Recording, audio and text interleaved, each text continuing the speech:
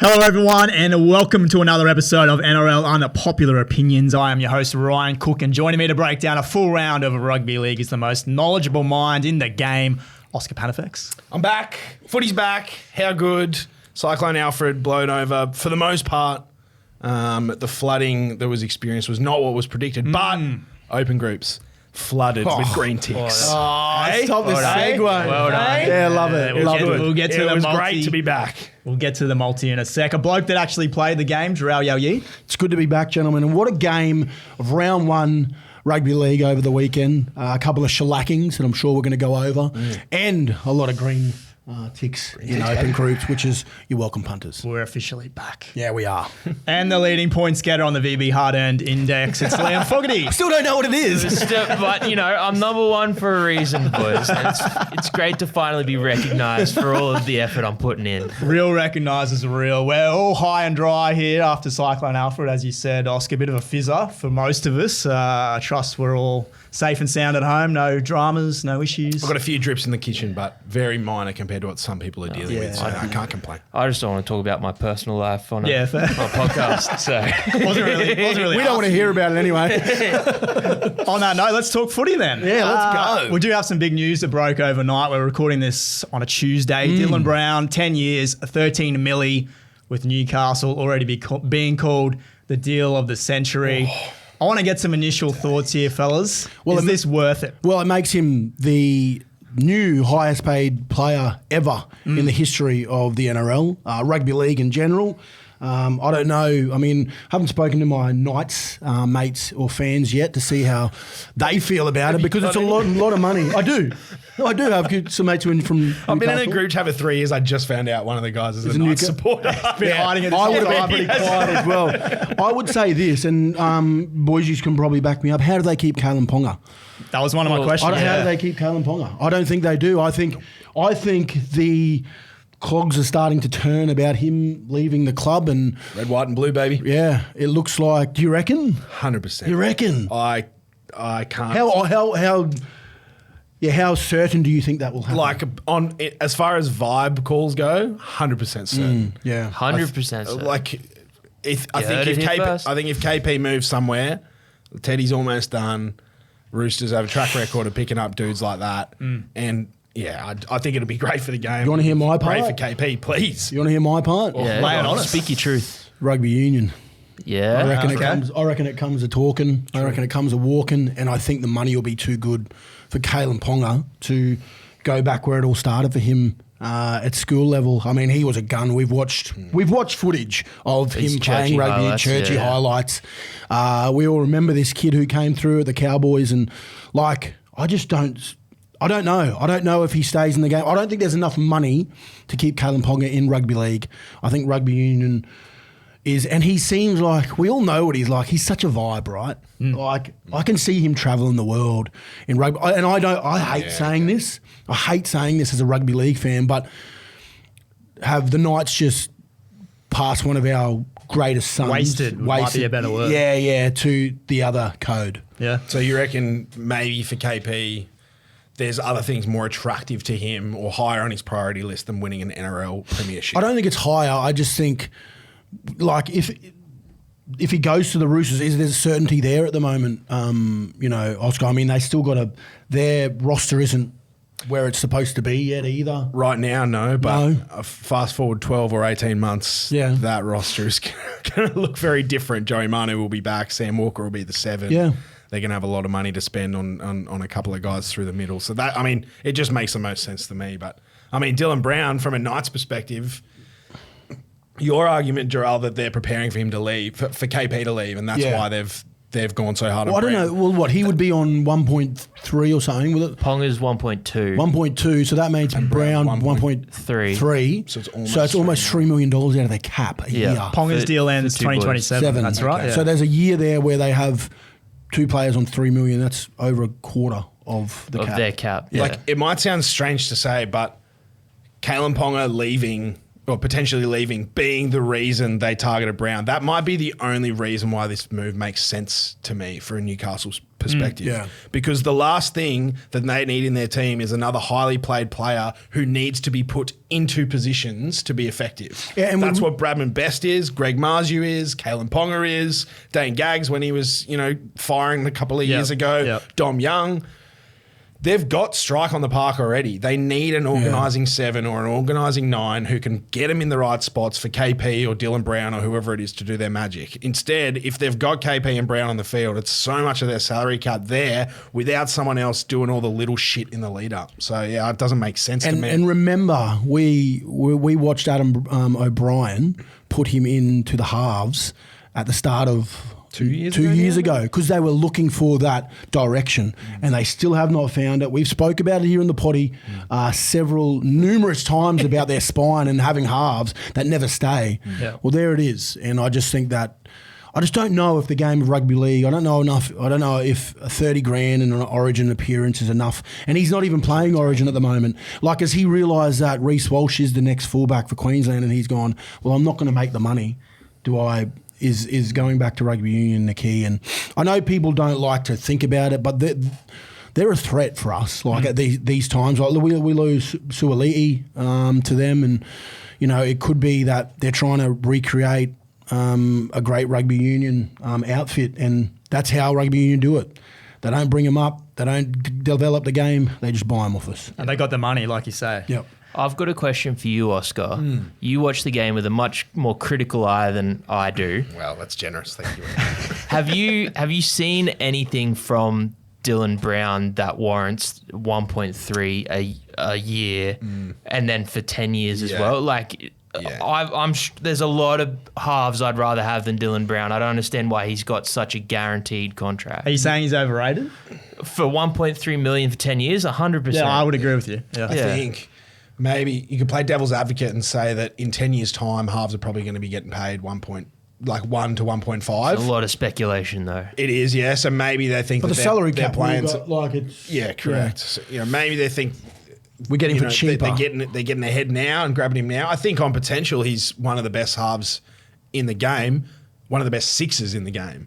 We've seen Parramatta tried to use him at 7 last year. They ended up having to plug Dejan Arce in there because Dill Brown's just not a halfback. That's not a criticism of him. And can I say, kudos to him for getting the cash, Like, oh, of course. No one's having a crack at him for that. But, yeah, it's a big risk. And I think on current form, to answer your question, folks, no, I don't think he's worth that money. I just think about that Taumalolo deal when I see this and how hamstrung the Cowboys have been since signing him for $1 million for 10 years. Yeah. Like, it just hasn't worked. I'm just blown away by how... Well, tell me another... Yeah, there's not really another lock or a frontie that's getting $1 million, or maybe Payne. Payne is, yeah. But Payne's a different beast.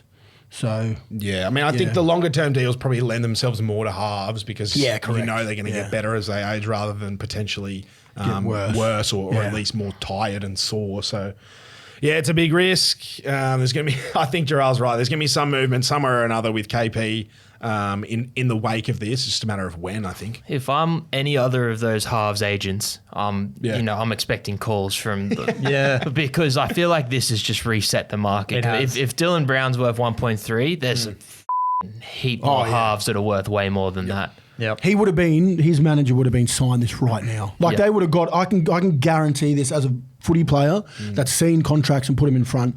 There's no way in this world that he would have blinked twice. He would have got that contract and he would have signed it immediately before they said they backed out. It's a big contract. It's huge. $13 million, take away 50% tax. You're looking, it's $6 million. You're guaranteed $6 million over 10 years.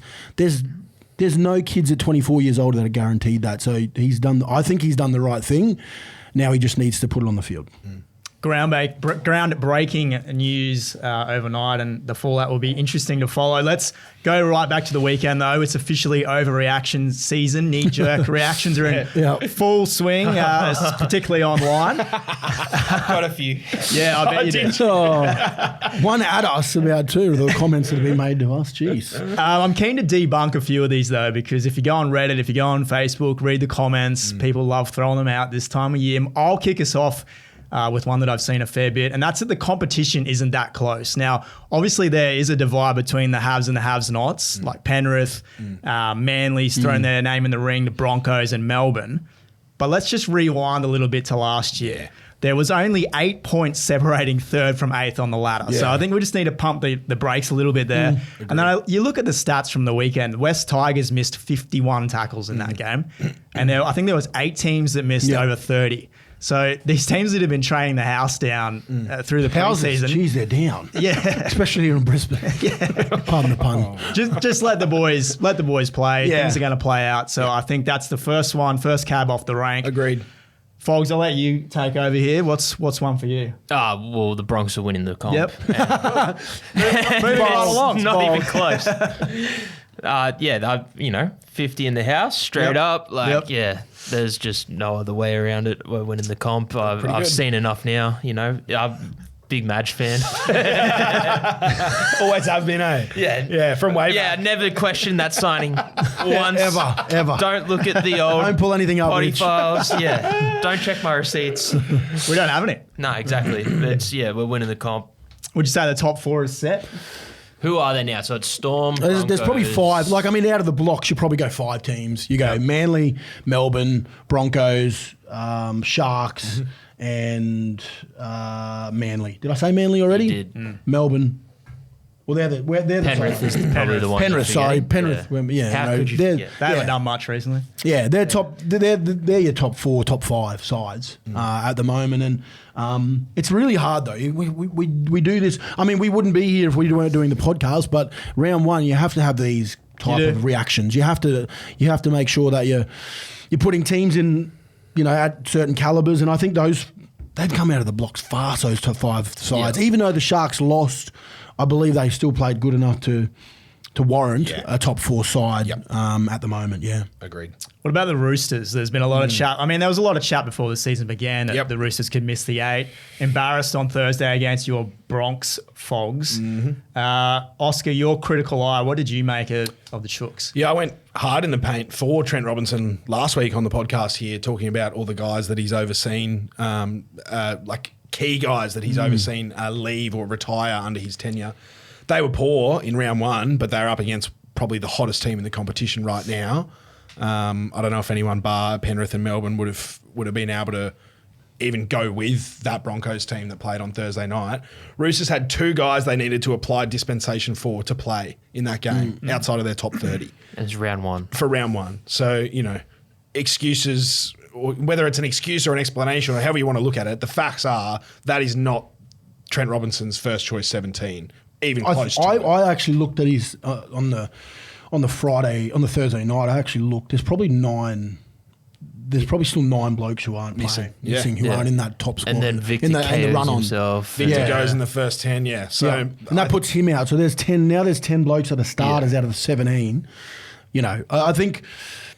It's hard. Their recruitment wise, they probably couldn't have done much more. They let a lot of people, a lot of experience go, but I think they're going to struggle because of the injuries they have at the start of the season and what they've got to work with at the moment. I feel like we say that about the Roosters almost every year on this show. Yeah. It's always the Roosters are struggling with injuries. Is there some sort of, off-field setup that they haven't got quite right? Do they need better strength and conditioning coaches or something? Because it seems like they are always the most injured team in the comp. Rabbitohs have had twice the historical average injuries over the last 8 months. Well, they're doing something. Chrysler River, Oscar. Chrysler River, mate. Who's the S&C there? Yeah, they're all Gonskis. Yeah. I think if you're a Roosters fan over the weekend, you're upset, and then you look over the fence at teams like the Cowboys, teams like Parramatta, teams like even Newcastle who got the win. I think they made 7 line breaks for 3 tries or something like that. So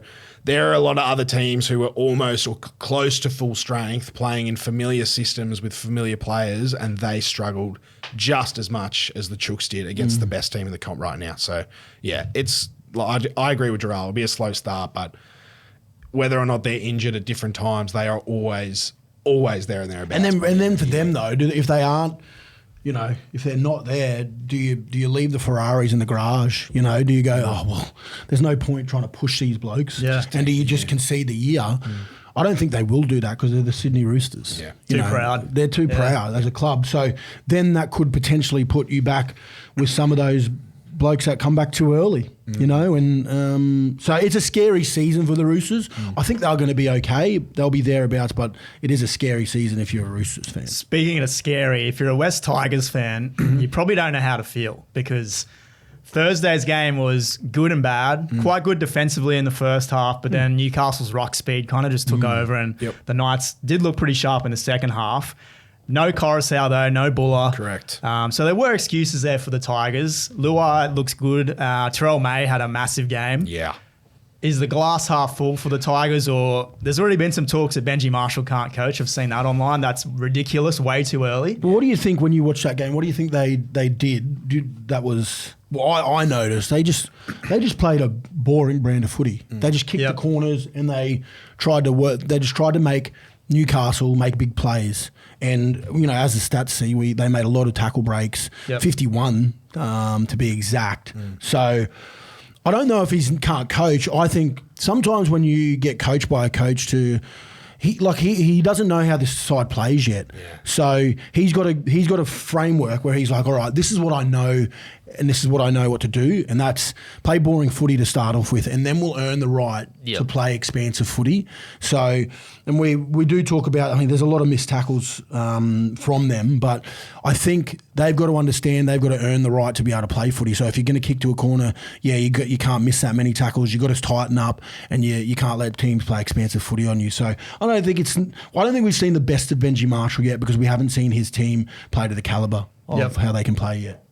Agreed. Yeah, I think there's evidence there that, like, one good example is they did play much more conservative, but there were also times when they were looking for the offload and there were guys specifically in position, and I'm talking about Terrell May.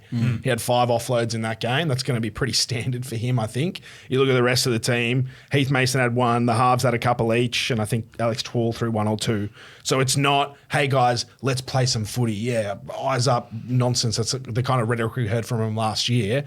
They're getting to spots on the field and they're putting themselves into positions for a specific guy to throw that offload. Every single one of May's offloads hit a half, either Galvin or Luai in that game. That's evidence of coaching. So it's going to take time. I think Benji said it in the presser. They're still learning their systems. Like Gerard said, he doesn't know how this team wants to play yet. And I think Luai is going to have a big involvement in that, but so is the other half of their spine. Happy and Buller. And the other thing is, man, Kalen Ponga made some great plays. He did. The back end of that game, and that's why that's why he gets paid the big dollars. He got out a few times, three times to be exact from being, and then they went the length and scored on that third one, I believe, to score to put him in front. Some of their kicks went a little bit too far. They had a repeat set as well. So look, they'll be better for the run, like the West Tigers. And I think I said it last week. If defensively, yes, they missed 51 tackles, but they only let in 10 points. So if they defensively can be better as a side this year, I think they'll lose the closer games, unfortunately. But it'll be better for them the year after. You said that last week. Yeah, they'll lose the closer games because I just think defensively they're not ready right now. Yeah. Trust the process is what I'm hearing. Yeah. Let's go from overreactions to some bold statements. We saw 3 blowout wins over the weekend: Brisbane, Melbourne, and Manly. I think I know what the answer's going to be here. Who had the boldest statement? Tell me why it's Brisbane. No, I think it's Manly. I don't think I've seen. Well, boldest. I mean, you called it. You said that they were going to play good footy this year, but I don't think I've seen a footy side come out that hard and fast in a long time. They got ambushed, the Cowboys, down there in Brookie. They never looked up for it. They did not. And you know what? I think a lot of people are spraying the Cowboys, they're shit. I actually just think Manly was so good in the first half that you put any team out there that tried to play against, like, I don't think I've seen Ches move like that in a long time. Like, he looks really good. Just gets better and better, doesn't he? He looks in really good nick. He looks like he's having fun. And then you've got these big, powerful back rowers, centres who are playing off the back, wingers, who are playing off the back of some great footy. It's going to be really hard to handle. Manly, for me, were very, very bold, and they look hot to trot. And Brookvale was absolutely wasn't it? That was like a finals type atmosphere. I think that helped a lot too. It was. There was a lot of people drinking piss on that hill. Hell, I wanted to be there. I was depressed. Such a good spot to watch. My Ash was just like, "What's wrong with you?" I was like, "I don't want to be here. I want to be there." Yeah, as it's pissing down with rain. I love my family, but I just said, just teleport me there and get me back. You know, it just looked like an absolute vibe there at Brookie, and geez, they look good, man. They look really good. I cannot wait for them to match up against one of the big, the big four clubs, and see how they go. That was without Lachlan Croker as well. They've got a makeshift half in there at the moment, Jazz Tavanga, who did a really good job. Yeah, well, I mean, doesn't really matter though, because they're big boys. They were just going forward, weren't they? They did in that one, but I think when Croker's there, there's a little bit more nuance and subtlety around the ruck. They can offer a few more tips and shapes. And guys like Takiaho and Paseka, I think, are going to benefit from that. And it's a bit like what we said with Sharks, Adam Fanua-Blake and Blake Brayley. They're a threat at the ruck, so therefore there's more space on the edges. I think the same applies for Manly when Croker comes back in as well. So, yeah, I think they looked good. All three of them were statements to me, really. I think it was probably, like I said, with Brisbane up against... I think all three of them were up against pretty poor teams, which probably We expected that from Melbourne. Yeah. But it was a Melbourne side that hasn't really had all those combinations on the field together for a while. Yeah. And once they came out and firing on all cylinders, God, they looked unstoppable. Yeah, I just think when we think when we think of Melbourne, like they've never lost. Well, they've never lost a round one. Never. That was the first round one game that Spine has played together. Yeah. Yep. Ever. Yeah. That's crazy. They didn't mention that on the broadcast. Not once. Shout out. Oh, didn't they? Oh, I didn't hear it. They mentioned it a heap. They started Sorry, I walked into that one. They started just as good as Manly, and it's their 23 years.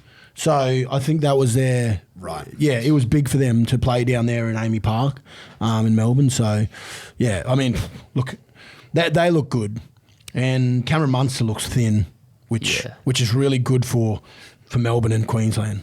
Really hot, Manly good stuff. Queensland.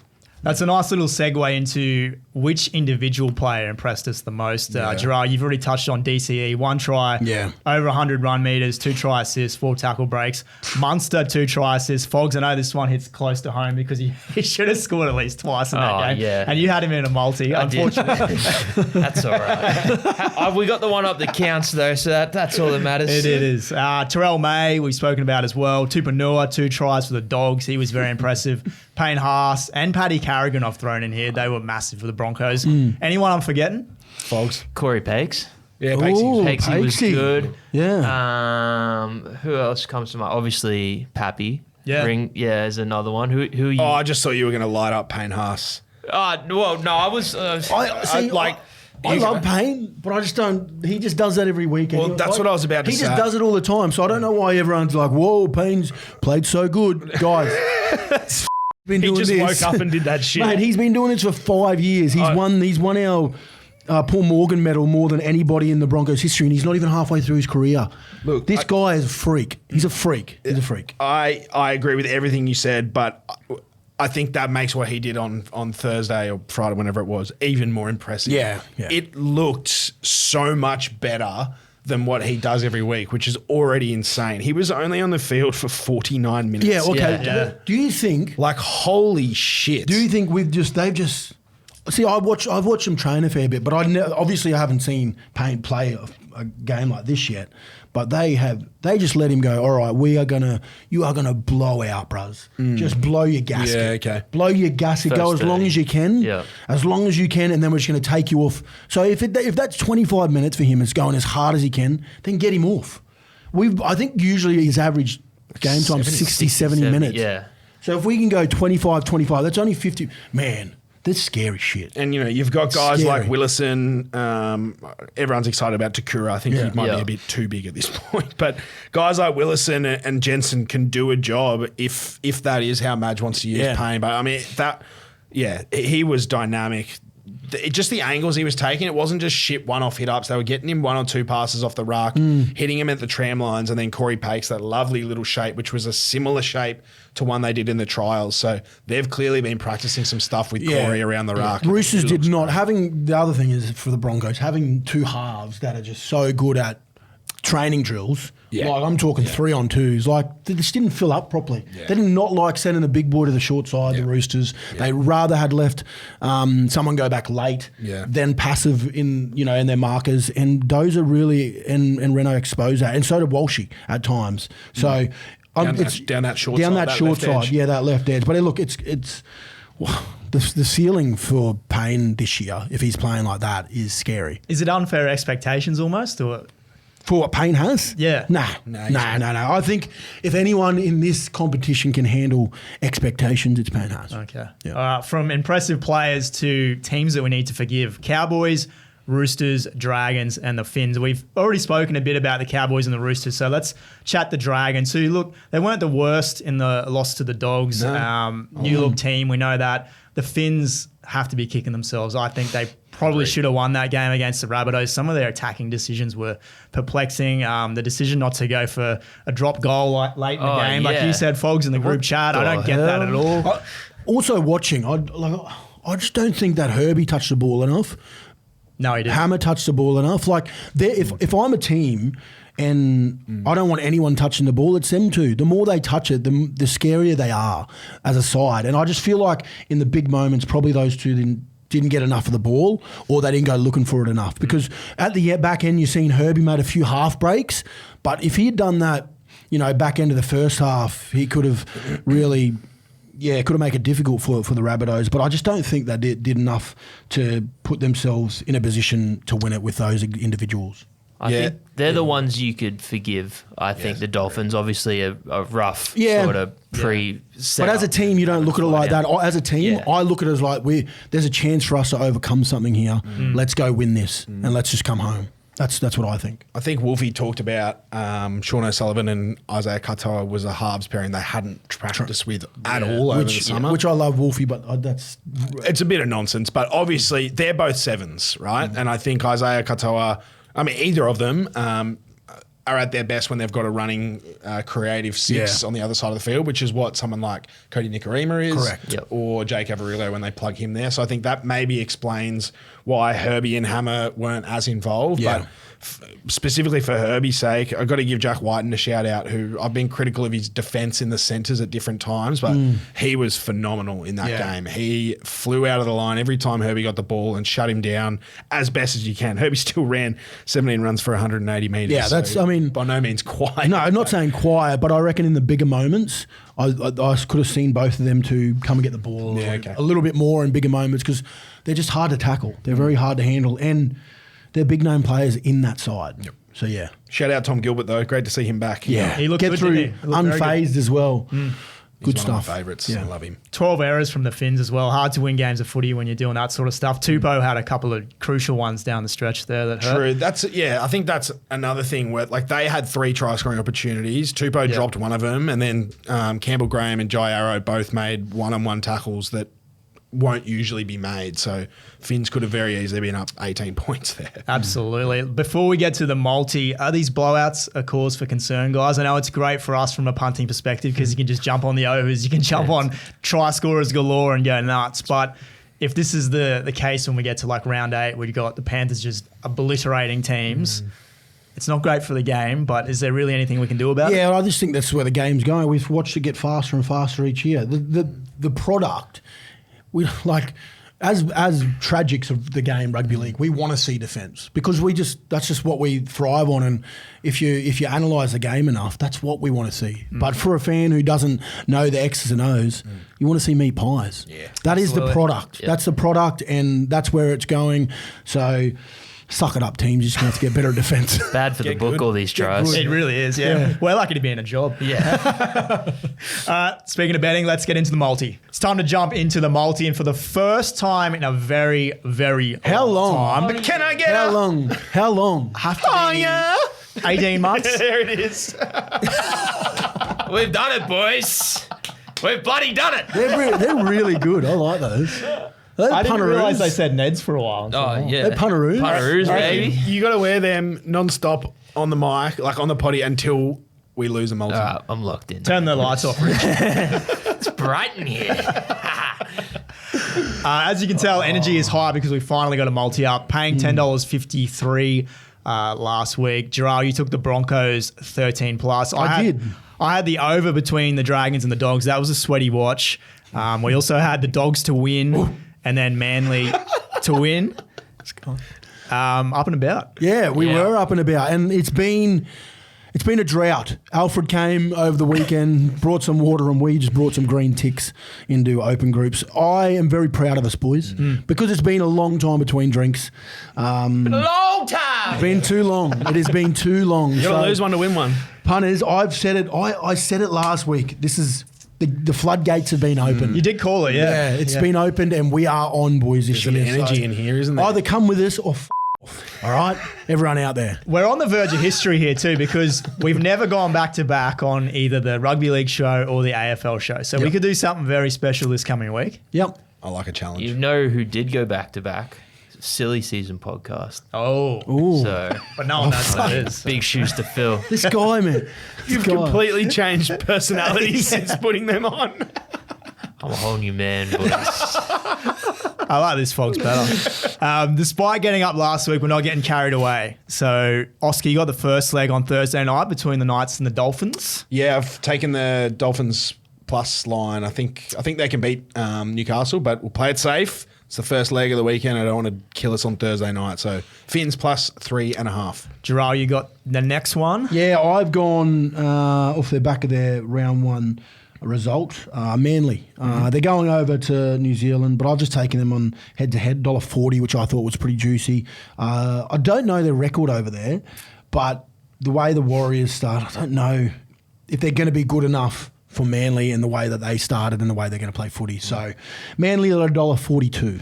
Similar odds for me. I've taken the Dragons head-to-head against the Bunnies on Saturday in Wollongong. I thought the Dragons, it was glass half full. Bunnies lucky to win that game last week, as we spoke about earlier. So I'll take the Dragons there. And then, Fogs, you're bringing us home with an alternate line? Yeah, I've taken the alternate line in Canberra v Broncos. I think the official line is 12.5 points in the Bronx' favour, but I'm just haunted by that game against Canberra at Suncorp maybe a year or two ago where Rapana kind of spoiled the party. So I'm just, pulling it back a little bit. Still a big win, but yeah, we'll be right. Be a big win if we get this one up. No, not really. But the odds are a little bit shorter than last week, but we're going to take it. We just want winning multis. Yeah, it's going to be a roller coaster ride, so come with us this year. We're going to have some bigger weeks, some bigger bets. Some bigger weeks, but we need to go back to back to break some bit of a voodoo. We need to go back to back. Yes. To recap, we got the Finns plus 3.5, Manly head to head, Dragons head to head, Broncos alternate line minus 8.5, $6.28. That'll be available on the Neds app. Get around it, punters. Boys, we're nearly out of here. What are we looking forward to this weekend? Just more rugby league in general. It's going to be interesting to see how all those teams that did get folded over the weekend, bounce back from that, what their tactics are, how their coaches approach the week. It's you can never call anything this early in the season, so it's a bit of a feel out for most clubs. So we'll see how they bounce back. Oscar, anything on as a new time dad? Yeah, a few things. It's just my brain's in footy mode. Hang on. Yeah, it takes me too He long. escapes here. Okay. Don't talk about the kids. No, we get 8 games this weekend, which is great. After the last weekend was split over 2 weeks. I think we saw some big statements from Bronx, Storm, Dirty Birds. I think Cronulla might make a statement this weekend as well. So, yeah, up the Sharks. Fogs? Excited to see the Titans finally I playing. was just thinking that. Love my Queensland team, so I'm very keen to see what sort of version of the Gold Coast Titans we get this weekend. Yeah, Nice. Titans and Dogs, Sunday afternoon. And that tally before we go, boys, remember, for the tattoo at the end of the year. The tat tally. JYY sits at 2, Oscar, you sit at 1, Fogs at 2, and Ryan at 1. So we've got off to a good lead, Neck and neck. me and you, Fogs. Just need to keep 100%, building. just Enjoy quietly. it while it lasts. You and me? Haven't got one wrong. Bring on the glory hole tattoo. So. Oh, I love me some glory hole. Tattoo. Sorry. Maybe mould those two together. Reach a bit better. Thank you, Oscar. Thank you, JYY. Thank you, Fogs. We'll be back next week to recap round 2. What's gambling really costing you? For free and confidential support, call the number on the screen or visit the website